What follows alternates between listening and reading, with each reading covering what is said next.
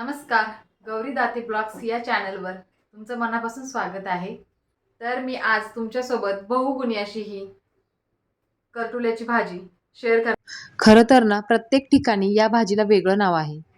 कोणी करटुली तर कोणी करटुलं अशा अनेक नावांनी ओळखलं जातं. करटुली मी स्वच्छ धुवून छान अशी बारीक चिरून घेतली. ही पावसाळ्यात डोंगराळ भागात उगवणारी एक पौष्टिक व आयुर्वेदिक रानभाजी आहे. ही कारल्यासारखी लहान काटेरी असणारी भाजी आरोग्यासाठी अतिशय गुणकारी आहे. आरोग्यासाठी इतकी फायदेशीर असणारी ही भाजी वर्षातून एकदा खाल्ली गेली पाहिजे. भाजी चिरून झाल्यानंतर मी कांदा चिरून घेतला.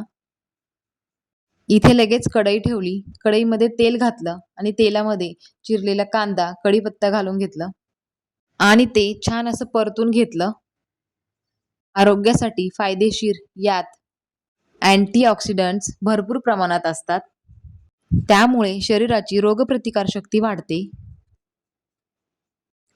इथे कांदा व्यवस्थित भाजल्यानंतर त्यामध्ये लसूण आणि मिरची बारीक करून घातलं. ही भाजी मला माझ्या मुलांना खाऊ घालायची होती, त्यामुळे मी कमी प्रमाणामध्ये हिरवी मिरची वापरली. पण हवं असेल लाल मसाला देखील वापरू शकता, त्याने देखील ही भाजी छान अशी बनते. इथे लसूण आणि मिरची व्यवस्थित असं परतून घेतलं. त्यानंतर मी इथे चणा डाळ वापरते.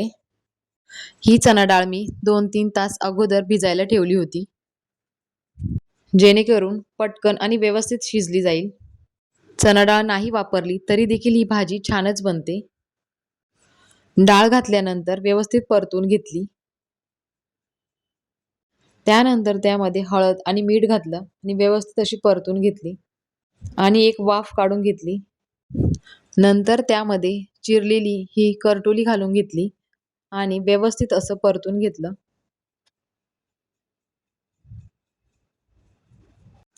आता ही भाजी आपल्याला पाणी न टाकता वाफेवर शिजवून घ्यायची आहे.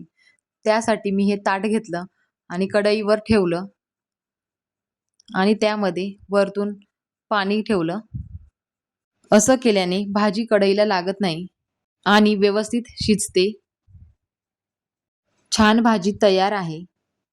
बाकी व्हिडिओ तुम्हाला कसा वाटला मला कमेंटमध्ये नक्की सांगा आणि चॅनलला सबस्क्राईब करा. धन्यवाद.